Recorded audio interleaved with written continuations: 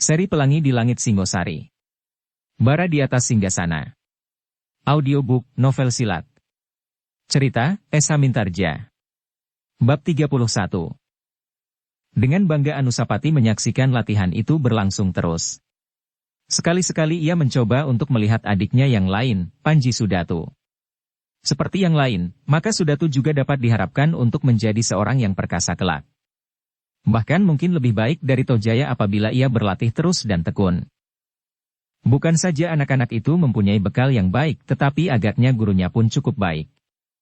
Caranya membimbing murid-muridnya tidak dilakukan tanpa perhitungan seperti guruku yang telah meninggal itu.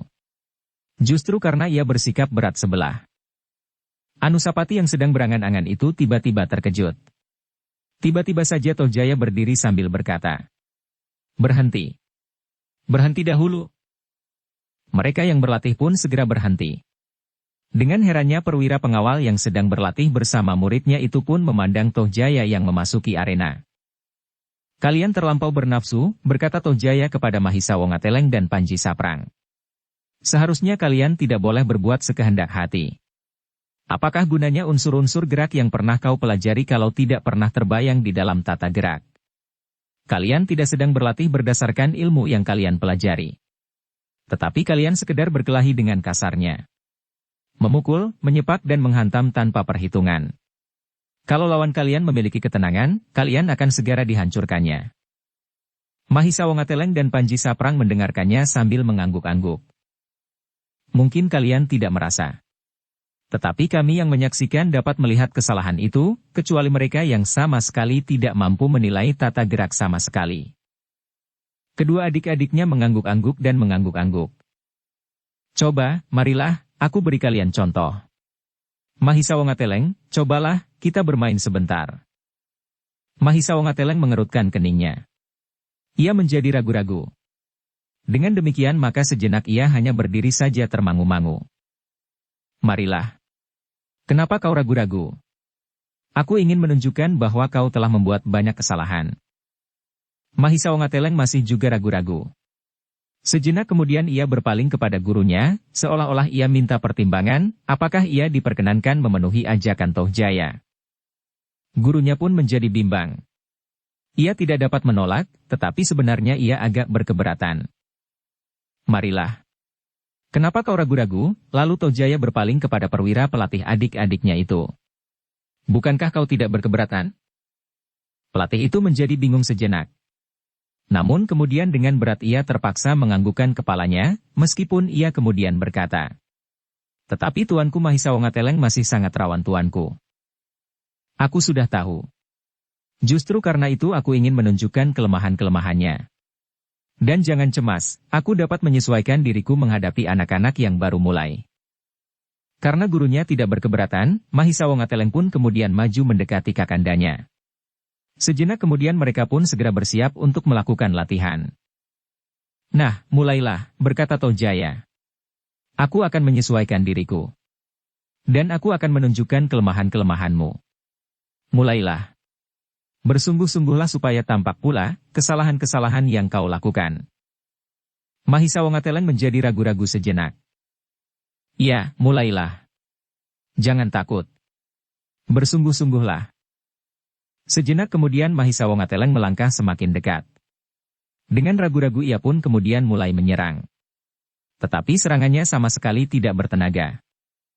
Tojaya mengelakkan serangan itu sambil berkata, "Kau masih saja ragu-ragu. Jangan kau kekang tenagamu. Lepaskan serangan seperti kau berkelahi bersungguh-sungguh. Jika tidak demikian, aku tidak akan dapat menilai tata gerakmu yang salah." Mahisa Wongateleng menjadi semakin berani. Geraknya menjadi semakin cepat dan tangkas. Namun Tojaya dapat mengelakkannya dengan lincahnya pula. Sejenak kemudian latihan itu pun menjadi semakin cepat. Ternyata Mahisa Wongateleng cukup berhati-hati menghadapi kakaknya. Tanpa disangka-sangka oleh Tojaya, maka serangannya menjadi semakin cepat. "Anak gila," pikir Tojaya. Dan Tojaya pun kemudian ingin segera menunjukkan kelebihannya. Tiba-tiba ia tidak saja mengelakkan serangan adiknya. Ia ingin membuktikan bahwa ketenangannya akan segera dapat menguasai tata gerak Mahisa Wongateleng yang dianggapnya tergesa-gesa tanpa pengekangan diri.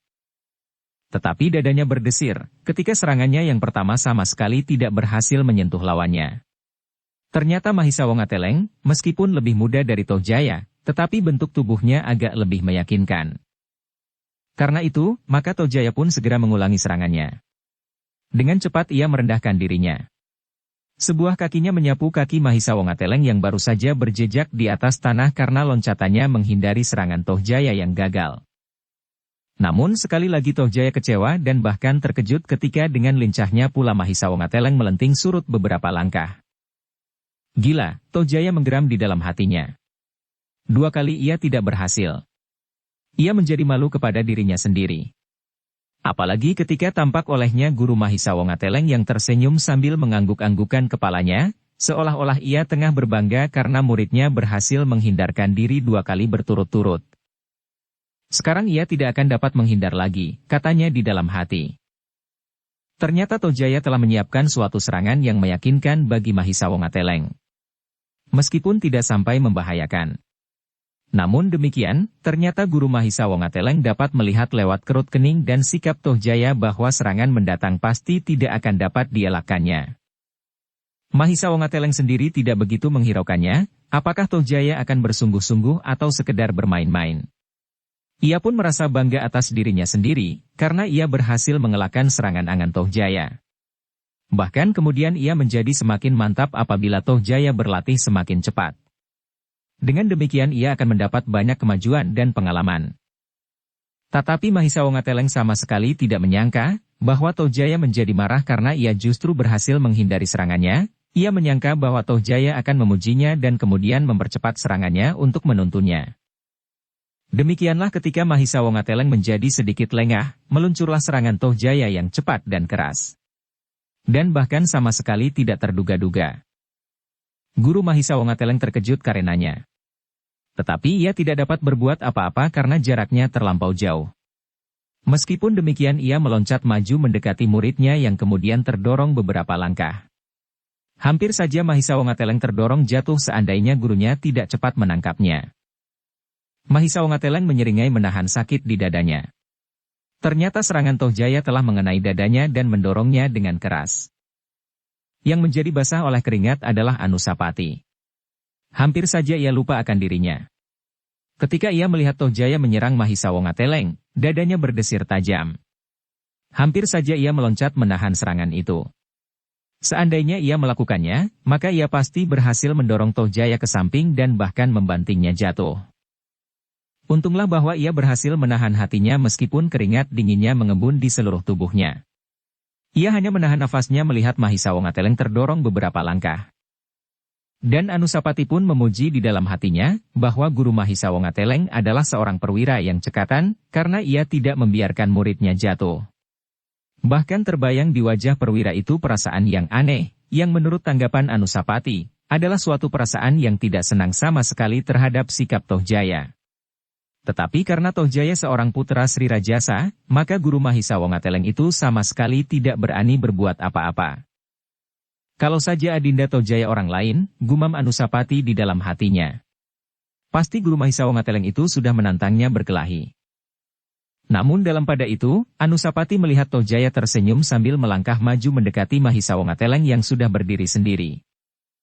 Kau memang kurang hati-hati, berkata Tohjaya. Tetapi aku tidak menyangka bahwa seranganku akan mengenaimu sekeras itu. Seharusnya kau mampu mengelakkannya atau mengurangi tekanan serangan itu. Tetapi kau gagal. Hal itulah yang akan aku tunjukkan kepadamu. Kau tidak berkelahi atau kali ini berlatih dengan akal dan nalar. Kau terlampau terburu-buru. Gerakmu menjadi kacau karena kau tidak lagi mempergunakan unsur-unsur gerak yang sudah kau pelajari. Seandainya ada juga yang tampak di dalam tata gerakmu, tetapi justru kau tidak sengaja mempergunakannya, karena kau tidak mengetahui artinya. Mahisa Wongateleng mengangguk-anggukan kepalanya. Tetapi dadanya masih terasa sakit. Nah, berkata Tohjaya. Lain kali kau harus lebih berhati-hati. Ya Kakanda, jawab Mahisa Wongateleng. Berlatihlah dengan baik. Cobalah mengerti arti setiap tata gerak, lalu kepada pelatih adiknya Tohjaya berkata. Sekarang kau melihat kelemahan muridmu. Ia tidak sadar menghayati tata gerak yang kau berikan. Perwira itu menganggukkan kepalanya. Hamba tuanku. Nah, berlatihlah terus. Aku akan melihatnya. Perwira itu menganggukkan kepalanya. Sekilas ditatapnya wajah Anusapati. Tetapi ia tidak mendapat kesan apapun di wajah yang seakan-akan diam membeku itu. Tetapi Anusapati itu terkejut ketika tiba-tiba saja Tohjaya berkata lantang. Aku hampir lupa. Di sini ada Kakanda Anusapati. Barangkali aku dapat memberikan beberapa contoh yang lebih baik bagi kalian yang berlatih di sini. Adinda Mahisa Wongateleng, Adinda Panji Saprang, Adinda Sudatu dan yang lain-lain. Anusapati menjadi berdebar-debar. Kakanda Anusapati. Marilah kita berlatih sejenak. Kita akan dapat memberikan beberapa contoh kepada adik-adik kita, bagaimana seharusnya kita menguasai tata gerak di dalam latihan dan perkelahian yang lebih sulit. Bukankah Kakanda Anusapati sama sekali tidak berkeberatan?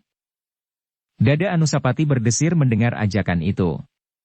Ia sama sekali tidak menduga bahwa ia akan menghadapi suatu keadaan yang sangat sulit. Marilah Kakanda Anusapati. Kita sekedar bermain-main untuk menunjukkan kepada adik-adik kita gerakan-gerakan yang agak sulit, supaya mereka mendapat gambaran, apakah yang kelak akan mereka pelajari. Apa yang harus mereka mengerti sebelum mereka meningkat pada ilmu yang lebih tinggi. Dalam tingkat kita ini pun, kita masih belum diperkenankan untuk mempelajari ilmu yang khusus yang dapat menjadi pegangan kita masing-masing untuk selanjutnya, desak Tohjaya kemudian. Anusapati masih belum menjawab.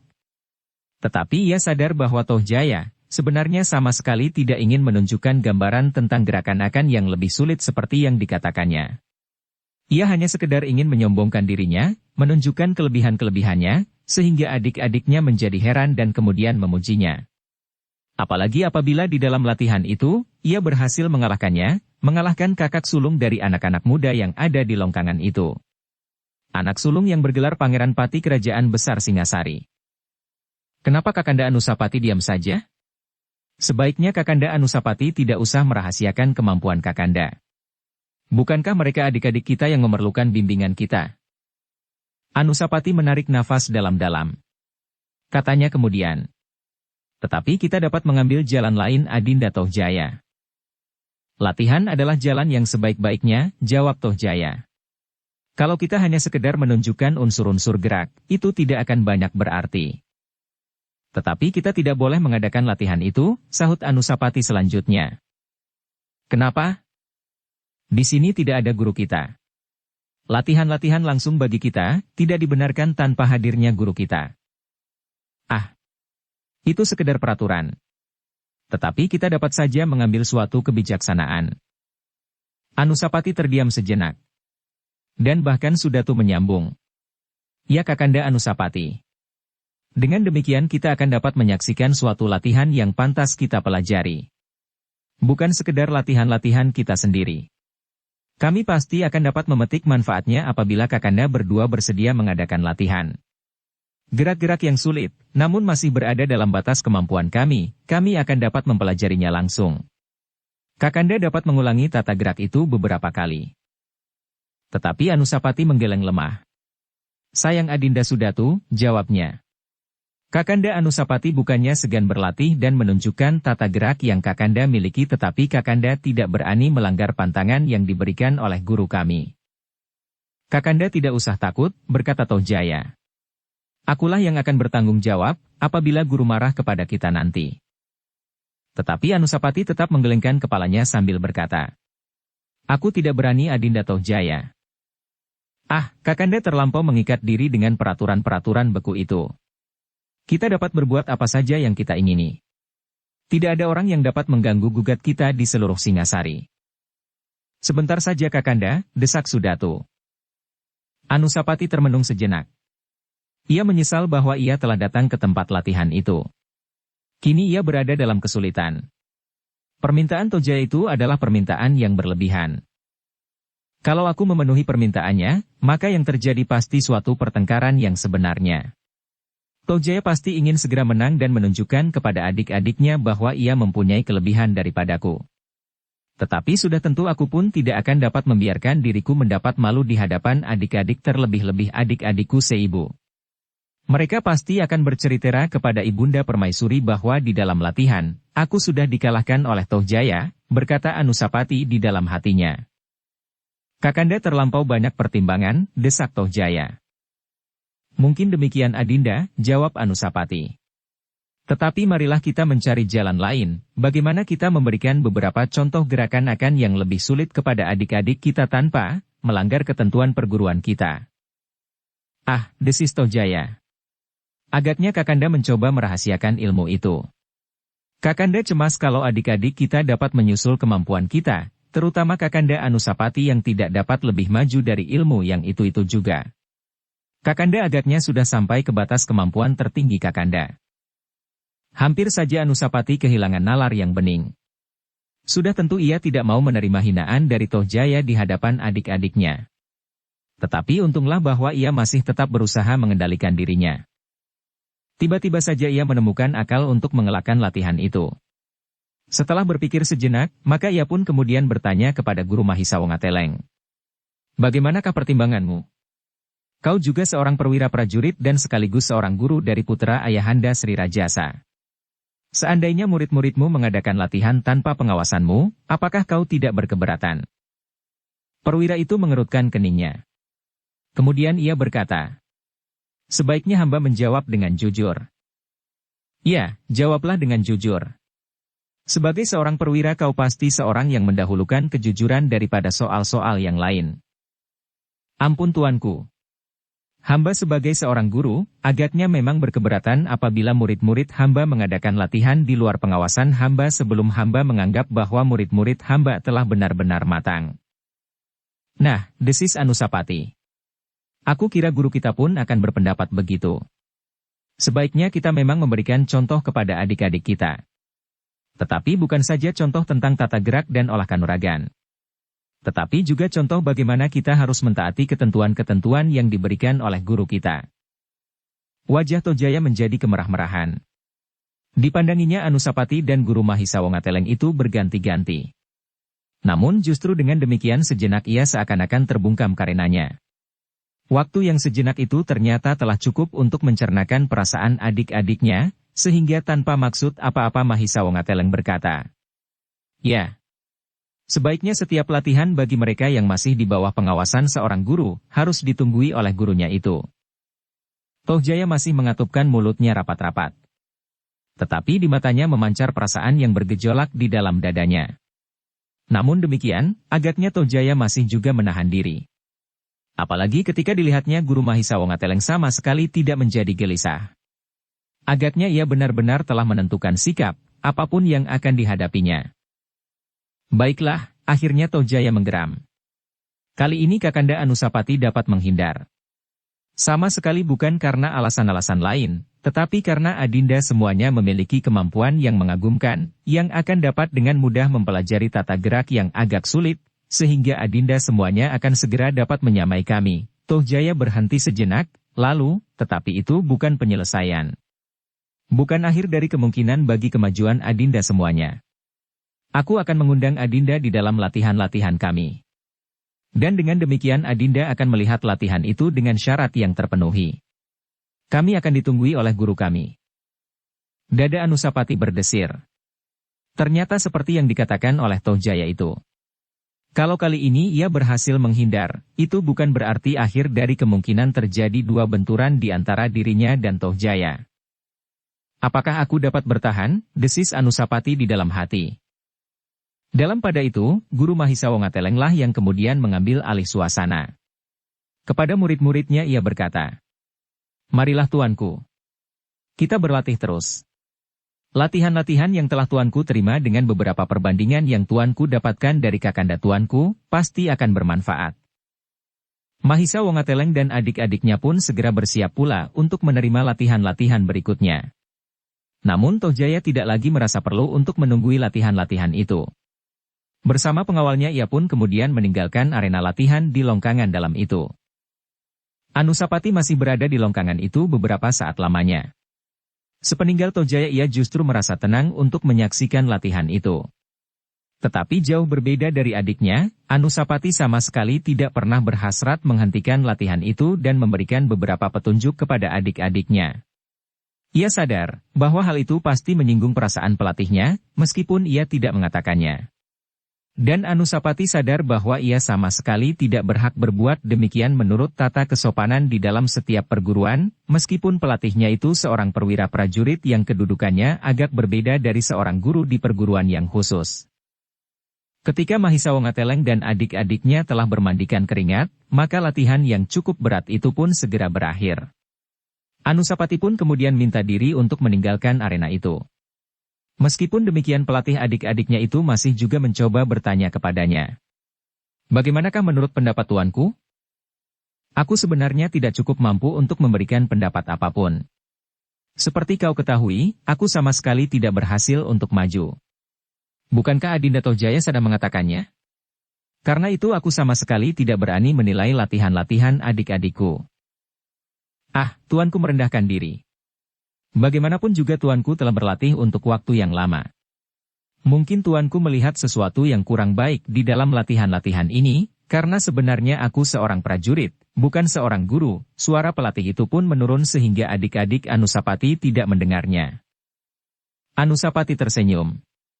Sambil menepuk bahunya ia berkata, "Kau ternyata seorang guru yang baik." Tuanku bergurau. Aku tidak bergurau. Pada suatu kesempatan aku akan melihat tuanku berlatih apabila tuanku Tohjaya memanggil aku dan tuanku Mahisa Wongateleng bersama adik-adiknya.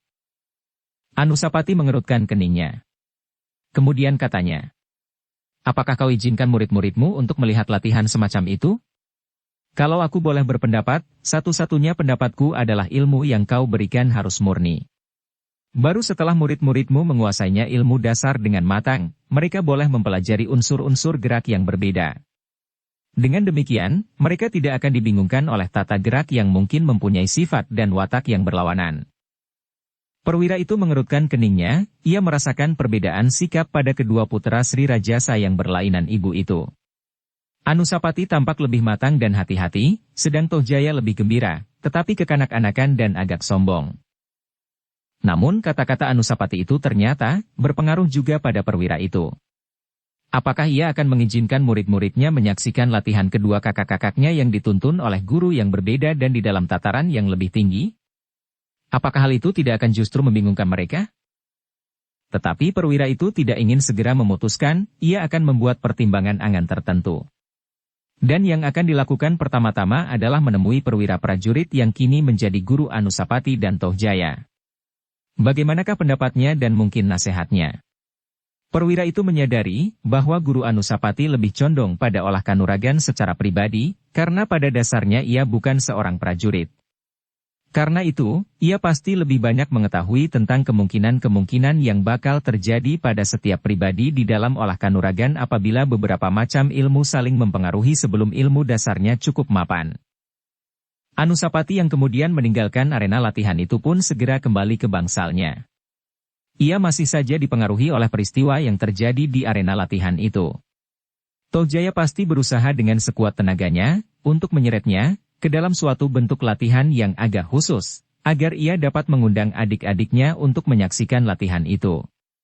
Latihan yang sudah pasti menurut rencananya, dengan mudah akan dapat menunjukkan kemenangannya dari Anusapati. Persoalan itu ternyata telah mendebarkan dada Anusapati. Ia sebenarnya tidak ingin terlibat dalam kesulitan serupa itu terus-menerus. Tetapi ia berada di dalam suatu lingkungan yang tidak menguntungkannya. Seperti yang diharapkannya, maka pada suatu saat Sumekar pun datang ke halaman bangsalnya. Ia melihat sebatang bunga soka telah berada di sudut dan bunga ceplok piring yang masih setinggi jengkal tangan dikurung dengan pagar bambu di sisi regol dalam. Dengan sebuah bumbung air di tangan. Sumekar berjalan menyilang halaman dan kemudian tertegun sejenak ketika melihatnya duduk di serambi. Anusapatilah yang kemudian turun mendekatinya. Sambil menuangkan air dari dalam bumbung yang besar itu ke pohon-pohon bunga, Sumekar berbisik. "Tuanku sudah melihatnya." "Ya," jawab Anusapati. "Bagaimana? Apakah adinda tuanku memiliki kemungkinan yang baik juga di hari depannya dan diasuh oleh seorang guru dengan baik dan tidak berat sebelah?" Mereka pada umumnya mempunyai kemungkinan yang baik di dalam olah kanuragan. Gurunya pun seorang yang baik pula, sama sekali tidak menunjukkan tanda-tanda berpihak pada siapapun. Sumekar mengangguk-angguk. Apakah Tuanku Tojaya hadir juga? Anusapati mengangguk. Kemudian diceritakan apa yang telah terjadi atasnya. Usaha Tojaya untuk memancing perkelahian dan yang sudah tentu, ia ingin menyelesaikannya dengan baik untuk kepentingannya. Sumekar mengangguk-anggukan kepalanya. Katanya, untunglah Tuan berhasil menghindarkan perkelahian itu. Aku kira yang terjadi benar-benar sebuah perkelahian apabila Tuan tidak berhasil menghindar. Tetapi Adinda Tojaya masih berusaha untuk mengusahakannya. Bahkan mungkin sebuah latihan terbuka seperti yang pernah terjadi. Sumekar menarik nafas dalam-dalam. Kesulitan yang timbul pada putra mahkota itu seakan-akan bertimbun-timbun tanpa dapat dihindari.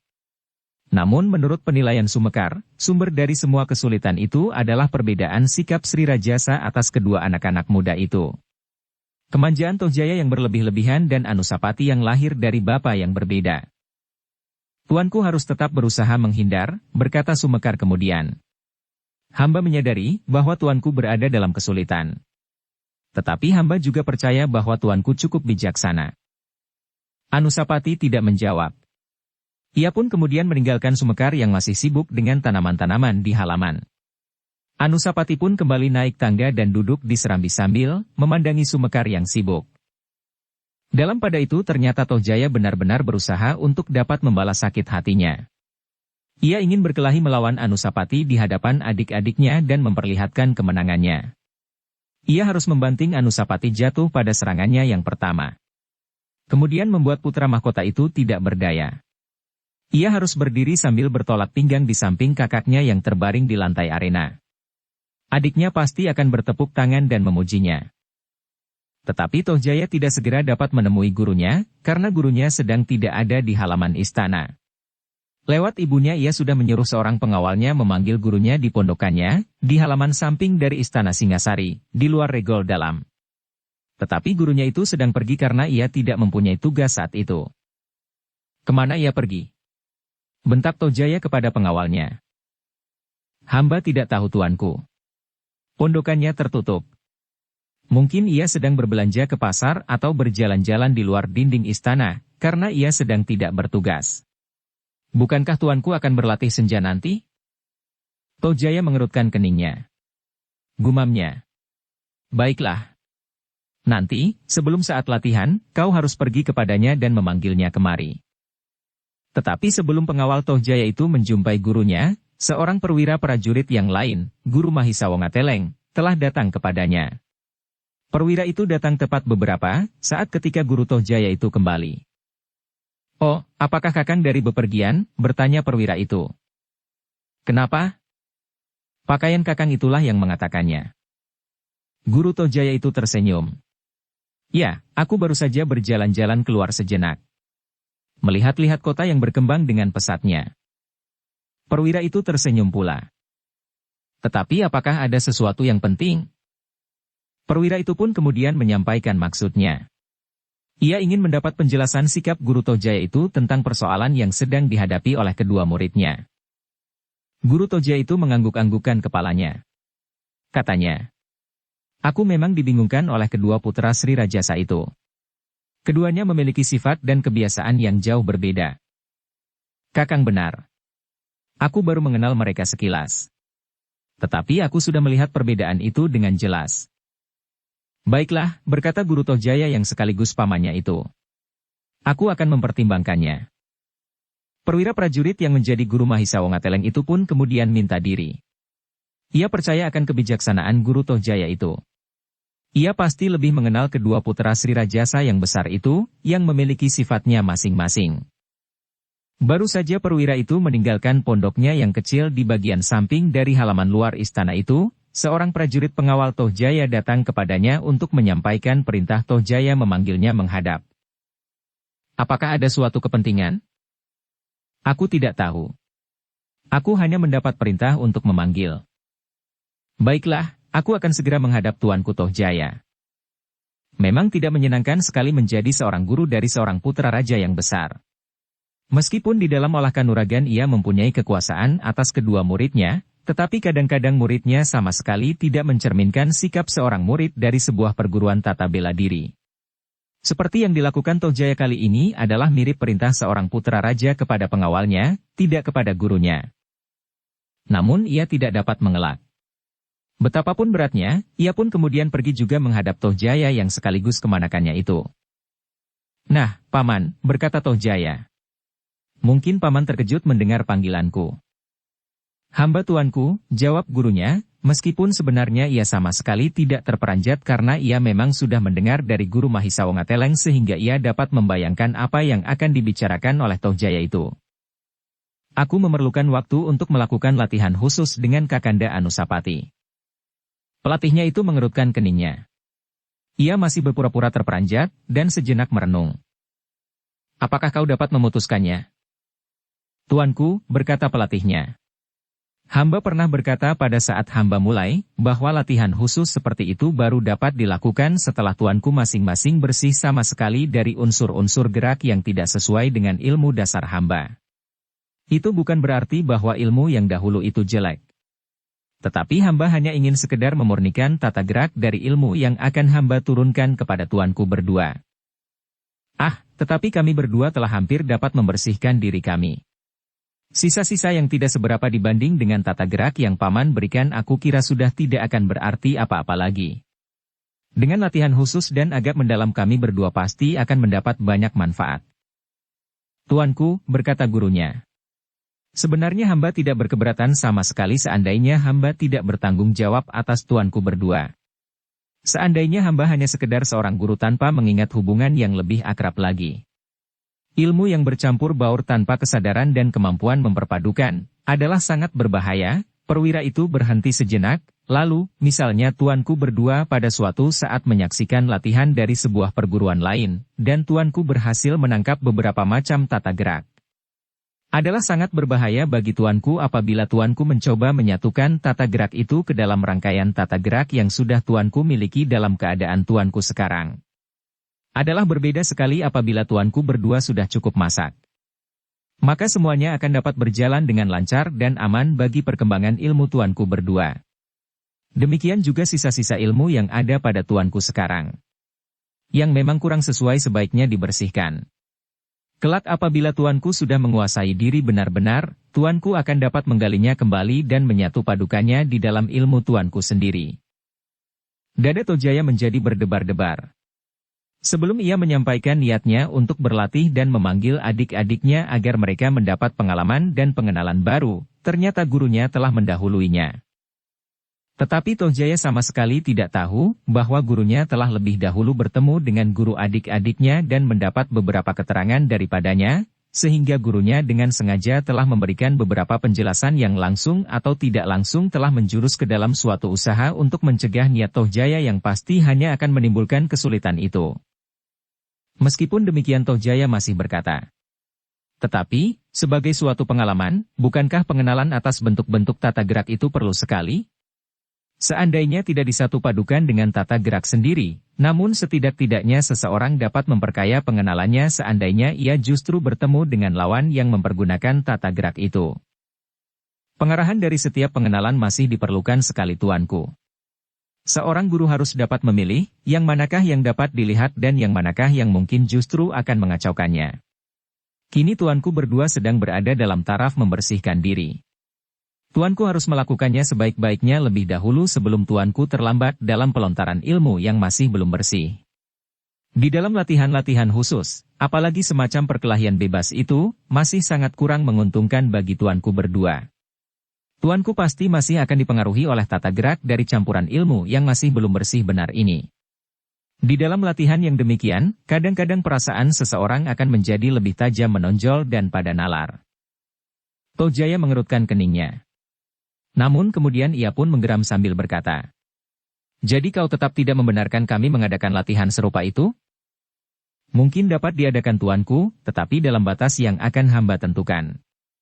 Hamba akan memberikan beberapa macam bentuk tangkapan di dalam olah kanuragan ini yang dapat tuanku pelajari bergantian, unsur gerak yang akan tergabung di dalam tata bentuk yang khusus." Demikian juga sisa-sisa ilmu yang ada pada tuanku sekarang. Yang memang kurang sesuai sebaiknya dibersihkan. Kelak apabila tuanku sudah Sejenak Tojaya justru terdiam. Agaknya gurunya pun tidak membantunya dalam hal ini. Tidak seperti gurunya yang telah tidak ada lagi. Setiap usahanya, apalagi yang menyangkut hubungannya dengan Anusapati, selalu dibantunya. Gurunya saat itu membenci Anusapati pula. Tetapi agaknya gurunya yang sekarang masih belum dapat dibawanya ke dalam perbuatan seperti itu. Agaknya gurunya sekarang yang masih berpegang pada sifat seorang guru terhadap kedua muridnya yang sejajar dan setingkat. Meskipun demikian, apapun yang akan terjadi di dalam latihan nanti ia berkata kepada gurunya. Baiklah. Dalam batas-batas yang kau setujui, kita akan tetap mengadakan latihan khusus. Aku ingin kita segera dapat melakukan latihan perkelahian yang agak longgar, sehingga latihan-latihan itu tidak terasa sangat menjemukan. Gurunya menarik nafas dalam-dalam. Katanya kemudian, di dalam suatu perguruan, gurulah yang menentukan jenis-jenis latihan. Kadang-kadang memang seorang murid merasa jemu dengan latihan-latihan yang seakan-akan serupa saja. Namun ada dua manfaat dari latihan-latihan yang demikian. Yang pertama, menyempurnakan latihan dan penguasaan tata gerak itu, dan yang kedua, melatih kesabaran dan ketekunan. Melatih untuk tidak segera jemu terhadap sesuatu yang sebenarnya sangat bermanfaat bagi dirinya dan hari depannya. Jadi, Tojaya menjadi marah meskipun masih ditahankannya. Tegasnya bagaimana? Hamba dapat memenuhi sebagian dari keinginan tuanku itu. Latihan itu dapat diadakan di dalam batas-batas yang akan hamba tentukan sesuai dengan tingkat ilmu tuanku berdua sekarang ini. Tojaya menggeram, tetapi ia bertanya. Apakah orang lain dapat ikut melihat? Siapakah yang tuanku maksud dengan orang lain? Adik-adikku misalnya.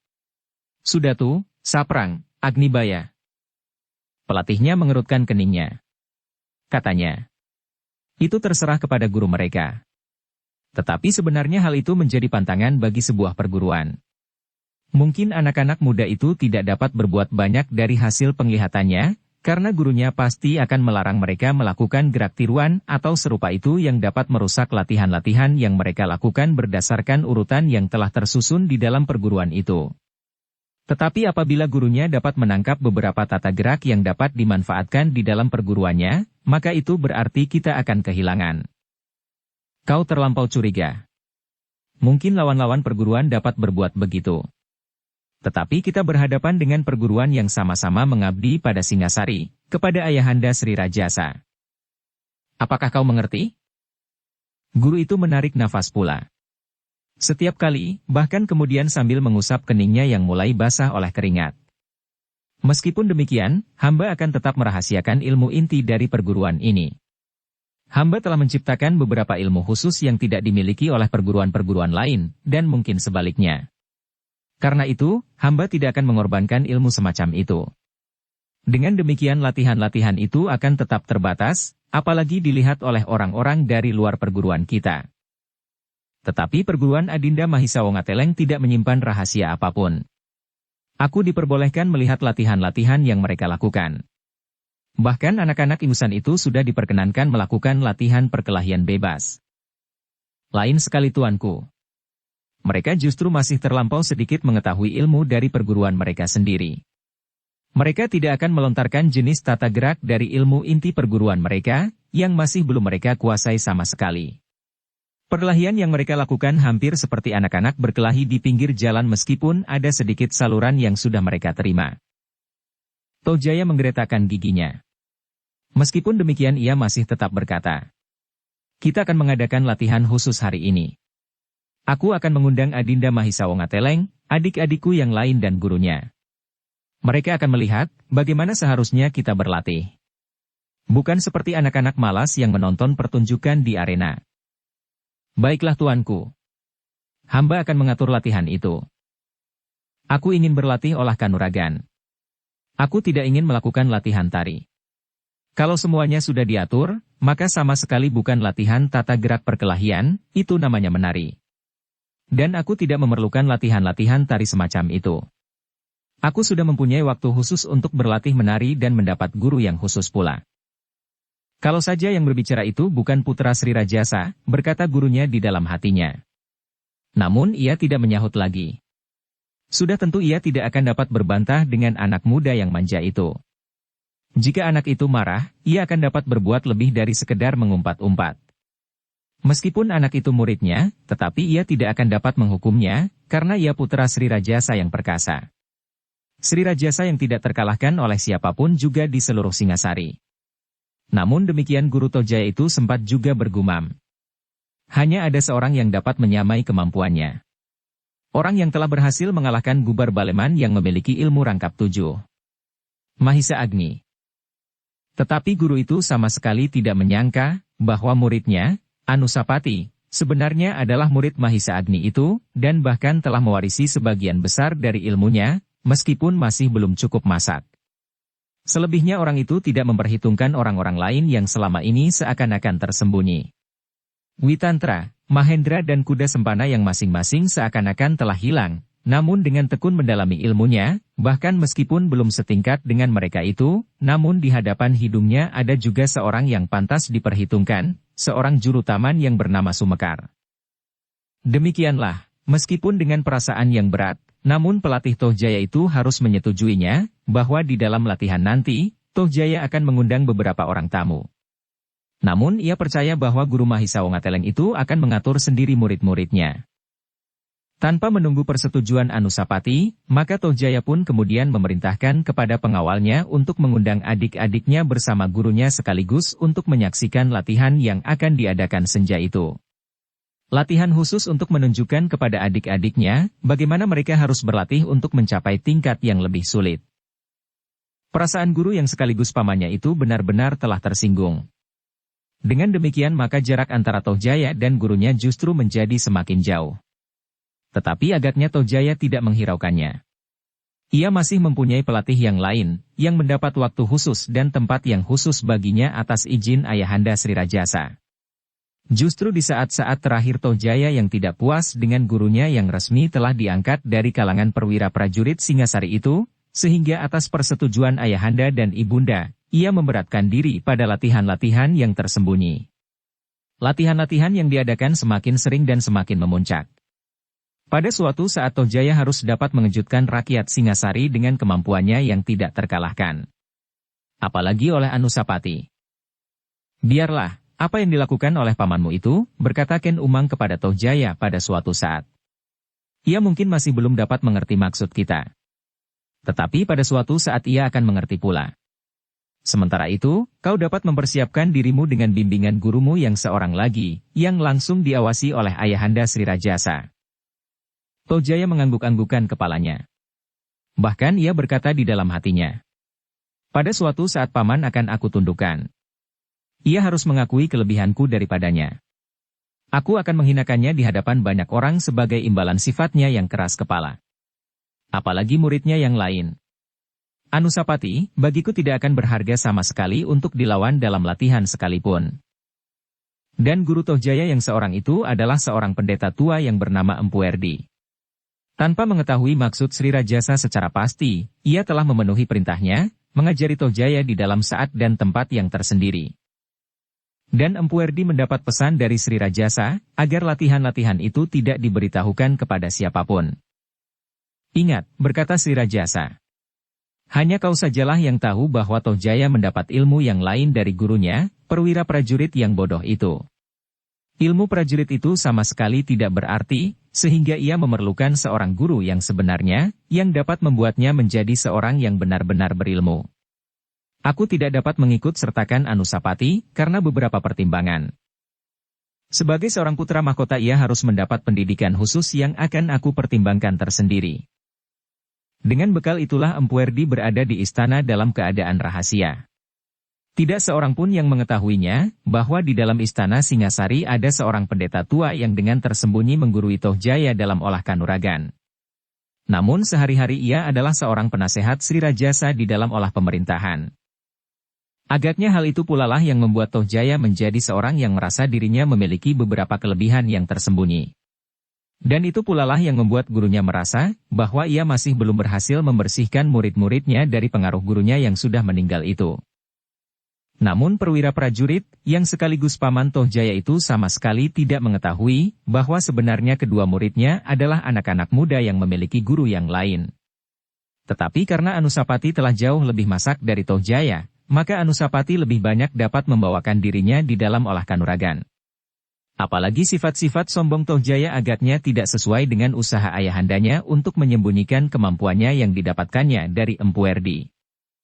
Demikianlah, maka pada saat yang ditentukan itu, di arena latihan, Toh Jaya telah siap mendahului gurunya dan Anusapati. Dengan kesal ia berjalan hilir mudik di dalam arena latihan. Kedua pengawalnya sama sekali tidak berani menegurnya. Mereka hanya berdiri saja seakan-akan membeku di atas rerumputan. Mereka adalah orang-orang malas, Toh Jaya menggeram. Matahari telah hampir tenggelam, dan mereka masih belum datang. Hampir saja salah seorang pengawalnya menyahut, bahwa matahari masih terlampau tinggi untuk disebutkan senja, tetapi niat itu diurungkannya. Pengawalnya sadar, bahwa Toh Jaya pasti akan membentaknya apabila kata-kata itu terlontar dari mulutnya. Namun beberapa saat kemudian, maka gurunya pun telah hadir pula di tempat itu, disusul justru oleh Mahisa Wongateleng bersama-sama dengan adiknya, dan gurunya. Apakah Kakanda Anusapati tidak berani hadir di dalam latihan ini? Tiba-tiba saja suara Toh Jaya melengking. Semua orang yang ada di tempat itu memandangnya dengan heran. Kenapa ia menjadi gelisah? Bahkan hampir tidak sabar menunggu kedatangan Anusapati? Toh Jaya sama sekali tidak menghiraukan ketika di kejauhan seorang juru taman lewat sambil menjinjing sebatang bumbung yang panjang. Kemudian menuangkannya pada batang-batang pepohonan. Agaknya juru taman itu agak terlampau lambat melakukan tugasnya hari ini. Biasanya semuanya sudah selesai beberapa saat sebelumnya. Yang terakhir dilakukan adalah menyiram pepohonan di dalam taman. Namun agaknya hari ini, juru taman itu membuat acara yang agak berbeda. Ia menyiram tanaman-tanaman yang ada di dalam taman dahulu, sementara kawan-kawannya membersihkannya, menyapu dan menyisihkan daun-daun yang lepas dari tangkainya dan mengotori halaman pertamanan. Sedang kawannya yang lain lagi sedang menggali lubang untuk menanam kotoran-kotoran, daun-daun kering dan ranting-ranting yang terpotong. Dan kemudian menimbunnya kembali. Juru taman yang membawa bumbung bambu itu adalah Sumekar. Baru sejenak kemudian, maka dengan tenang Anusapati memasuki tempat latihan itu. Sambil tersenyum ia menganggukkan kepalanya kepada mereka yang lelah mendahului hadir. Meskipun sikap Anusapati itu adalah sikap yang wajar, seperti sikapnya setiap hari, namun kali ini terasa di dada Toh Jaya bagaikan hentakan akan yang keras, seolah-olah Anusapati itu sengaja membuatnya marah. Namun demikian dengan segala usaha Toh Jaya menahan hatinya yang serasa akan meledak. Marilah Kakanda Anusapati, dipaksanya bibirnya untuk tersenyum. Kami sudah menunggu. Sekian banyak orang di sini telah berdiri termangu-mangu hanya karena Kakanda seorang. Anusapati tertawa. Katanya. Terima kasih. Aku minta maaf bahwa aku datang terakhir meskipun belum terlambat. Matahari sudah hampir terbenam. Anusapati menengadahkan wajahnya. Ditatapnya cahaya yang memang sudah mulai kemerah-merahan di langit. Aku tidak menyangka bahwa adinda sekalian dan gurunya telah berada di sini. Baru saja kami mengunjungi latihan mereka, kini kita sudah mendapat kunjungan balasan. Aku telah mengundang mereka, sahut Toh Jaya. Anusapati mengangguk-anggukan kepalanya. Meskipun bibirnya masih tersenyum, namun sebenarnya hatinya telah bergolak pula. Ternyata begitu cepatnya Toh Jaya berusaha menebus kegagalannya. Kali ini Toh Jaya pasti berusaha sejauh-jauh dapat dilakukan untuk menunjukkan kelebihan dan keunggulannya. Apa yang harus aku lakukan? Pertanyaan itu selalu membayangi Anusapati. Meskipun ia berusaha untuk tetap menyembunyikannya. Kita akan mengadakan latihan khusus Kakanda, berkata Toh Jaya. Adinda semuanya akan menyaksikan, apakah kita yang tua-tua ini telah benar-benar menguasai ilmu yang sedikit lebih baik dari mereka. Apakah putra mahkota Singasari adalah seorang dari antara putra Ayahanda Sri Rajasa yang memiliki bekal yang cukup kelak untuk memangku jabatan Ayahanda sekarang? Dengan demikian mereka akan mendapatkan kebanggaan. Kita yang tua ternyata telah menunjukkan kemampuan yang dapat mereka contoh di masa datang. Anusapati mengerutkan keningnya. Dipandanginya wajah gurunya sejenak. Kemudian guru adik-adiknya, dan berganti-ganti wajah-wajah Mahisa Wongateleng, saprang dan yang lain-lain. Kini ia merasa benar-benar dihadapkan pada suatu kesulitan yang mungkin tidak teratasi lagi. Namun dalam pada itu, pelatihnya berkata, "Tuanku berdua, hamba akan menentukan latihan yang pantas tuanku lakukan saat ini. Hamba akan menentukan unsur-unsur gerak yang harus tuanku lakukan di dalam latihan-latihan ini.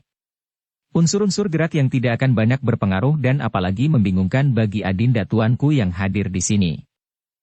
Hamba akan berterima kasih tuanku, apabila guru tuanku berkenan melakukannya. Hamba menjadi bimbang, apakah tata gerak yang terlampau sulit tidak akan justru membingungkan murid-murid hamba yang seakan-akan baru mulai. Apalagi mungkin sekali cara yang hamba tempuh agak berbeda dari cara-cara yang berlaku di sini, karena kami tidak seperguruan dengan saluran yang mengalir kepada tuanku berdua, sela guru Mahisa Wongateleng." "Ah, desis Tojaya. Kalian terlampau mempersulit diri.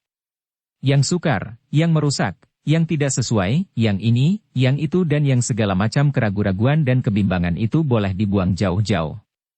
Anggaplah mereka menyaksikan suatu pertarungan di arena. Jika demikian, maka apakah maksud tuanku memanggil adinda tuanku semuanya untuk mendapatkan pengalaman di dalam tata gerak dan olah kanuragan?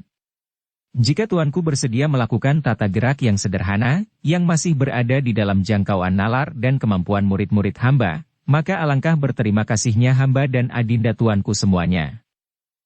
Persetan, Tojaya hampir tidak dapat menahan hatinya lagi. Namun kemudian suaranya menurun. "Aku akan melakukannya. Marilah Kakang Anusapati. Kita bermaksud baik. Jangan hiraukan pendapat-pendapat cengeng serupa itu." Anusapati mengangguk-anggukan kepalanya. Tetapi ia kemudian berkata, "Adinda Tojaya, kita masih tetap berada di bawah asuhan seorang guru. Ya, guru kita ada di sini. Di arena latihan Adinda Mahisa Wongateleng Kakanda berkeberatan karena di sana tidak ada guru kita yang dapat mengawasi latihan itu. Tetapi sekarang guru kita ada di sini. Apalagi alasan Kakanda? Kalau guru kita ada, maka guru kita akan menentukan sesuatu. Seharusnya kita menurut apa yang diperintahkannya. Ah, kenapa semua orang seakan-akan telah dibius oleh keraguan-raguan, kebimbangan dan ketidakpastian? Seolah-olah masa depan kita terlampau tergantung sekali kepada guru-guru kita itu? Mereka adalah perwira-perwira prajurit yang mendapat tugas membimbing kita. Sesuai dengan perintah Ayahanda Sri Rajasa. Tetapi kita tetap memiliki kebebasan, sebagai seorang putra Maharaja. Kenapa Kakanda Anusapati selalu ragu-ragu? Kenapa Kakanda Anusapati seakan-akan tergantung sekali hanya kepada seorang perwira prajurit? Seorang di antara sekian ratus orang. Ah, potong Anusapati. Adinda agak terdorong kata. Tetapi biarlah aku minta maaf kepada kedua perwira yang hadir di sini. Saat ini mereka sedang mengemban perintah Ayahanda Sri Rajasa.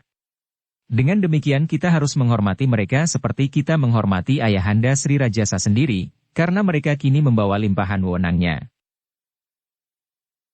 Bersambung ke bab 32. Dukung kami dengan subscribe, follow, like, komen dan share. Terima kasih.